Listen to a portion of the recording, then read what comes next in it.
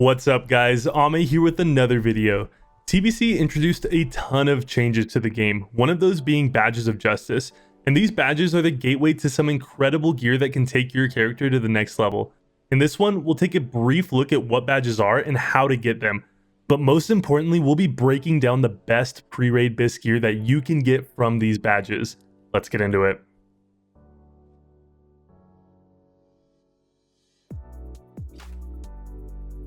Real quick guys, if you enjoy this video, find it helpful, or enjoy my other content, drop a quick subscribe to the channel.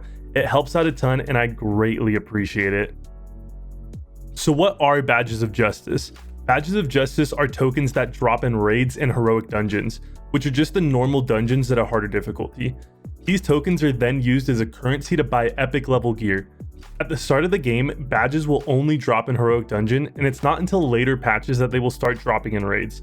Once you get enough badges, you can then head on over to Shatrath and buy your gear.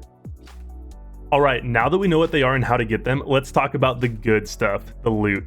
Badge gear can fill a lot of holes in your pre-BiS gearing, so how we're going to go over this is we'll look at pieces of gear that are good for each class, and then we'll look at the gear that is good for groups of classes, like caster and physical DPS groups, tanks, stuff like that. Also, we'll be looking at every spec.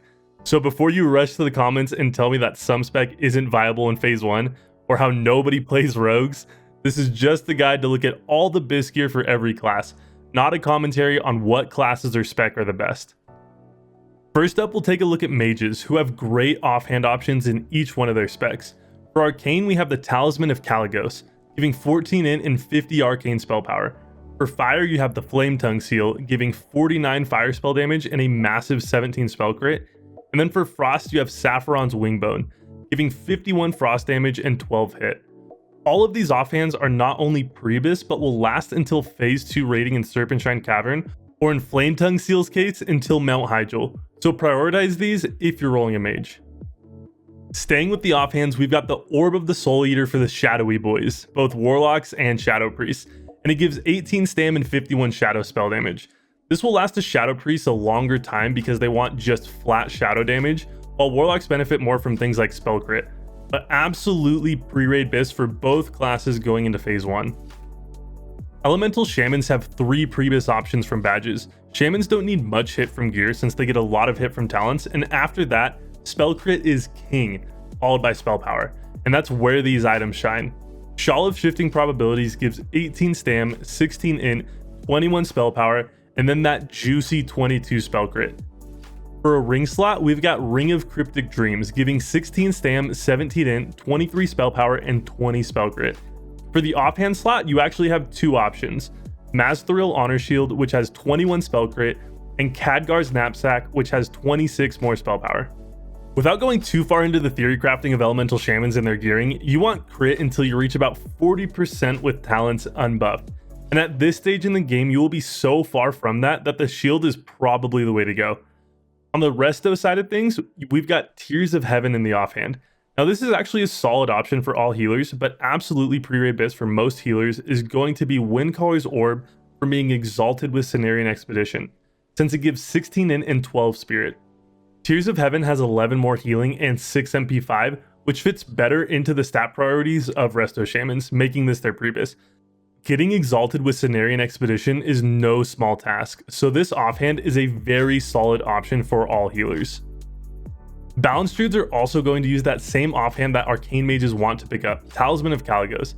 I just didn't want to lump them in with mages because boomkins are their own beautiful non-meme spec in TBC, so I wanted to show them some love.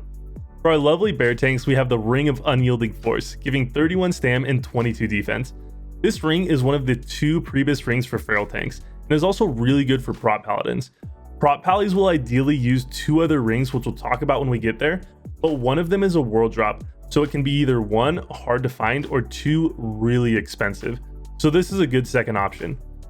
For feral cats, there's the Blood Knight War Cloak.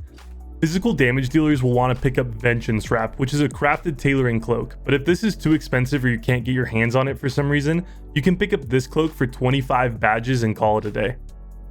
Most healers share the same pre-BiS from badges, which we'll go over soon, but Holy Paladins have the Necklace of Eternal Hope, which gives 22 stam, 21 int, 48 healing, and 4 MP5.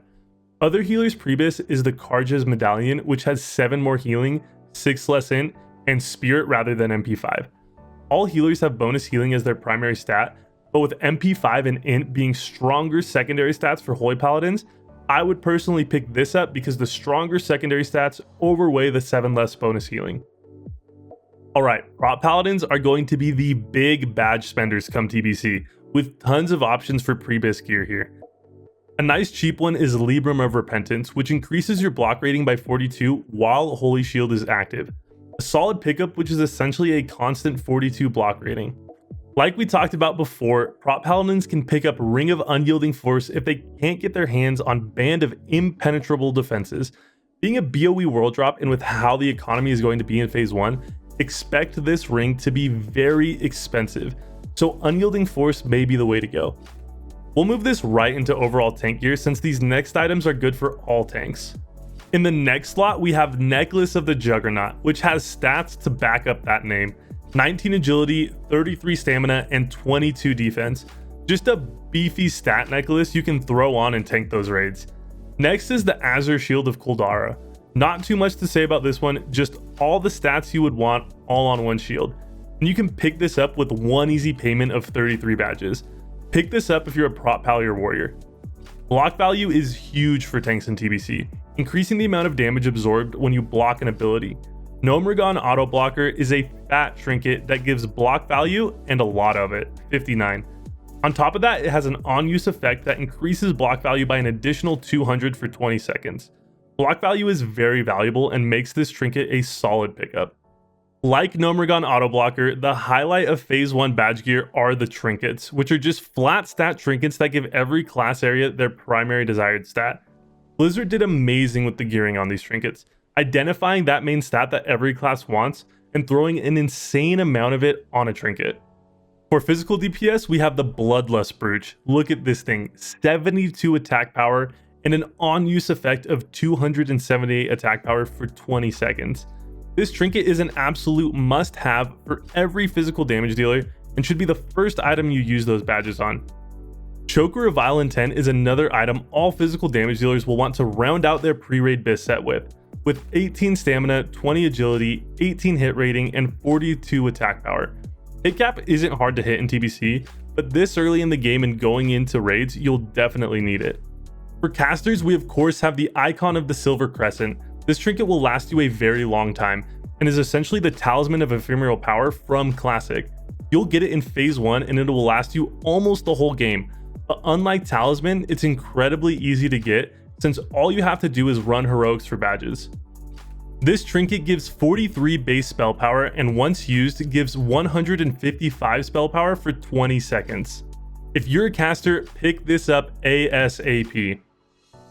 Lastly, we have our healers, the obvious best players in the game. Just like the physical DPS and casters, we have the flat healing power trinket with Essence of the Martyr, coming in a cute heart-shaped perfume bottle that you would buy around Valentine's Day.